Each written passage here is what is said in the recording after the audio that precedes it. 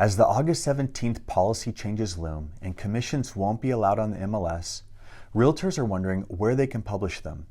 The most obvious solution is to call the listing agent and ask before you write an offer.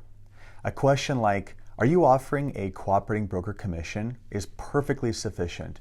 If the answer is no, then write your offer asking for a seller concession to help with the buyer's obligation to pay a commission.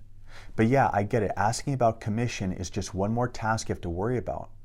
So there's talk about third-party websites where the commission can be published. Because while NAR-related MLSs are banned from publishing commissions, unaffiliated, standalone websites can publish a buyer's agent commission. I've already come across two sites that are marketing at this angle. One is called openlisting.ai, and they boast having tens of thousands of agents on their waitlist. While the idea of a separate website for co-op commissions might sound like the natural fix, there's more to consider. This settlement significantly changes the commission conversation with sellers. It even reframes offering a buyer's agent commission at all. But not so fast. It must also take into consideration the burden that buyers will have of paying a commission in the buyer representation agreement. Now, all this means that when a seller does not pay enough commission to the listing broker, like 5%, to cover a co-op commission to the buyer's agent, then the conversation becomes whether or not the seller will instead offer a concession to the buyer. And I think concessions are going to play a major factor in the post-settlement world of offers. The MLS has already said they will add a seller concession field.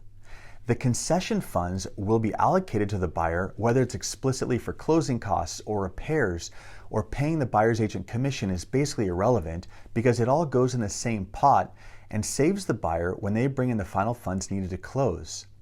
And if the MLS does proceed with their concession field, then the need for a third-party website is negligible at best. In fact, I think as these changes get streamlined, many agents won't even bother with asking for a cooperating broker commission on the listing agreement. Instead, they'll ask for the listing broker commission and then a concession amount and then post the seller concession on the MLS and not even think about it. Then a buyer's agent will see the concession amount and write their offer accordingly. Everyone gets their way and everyone will be happy.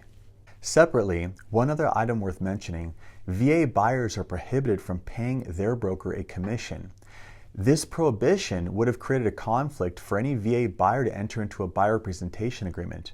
But now the Veterans Affairs Department is expected to release a circular by June 12th that suspends the commission ban.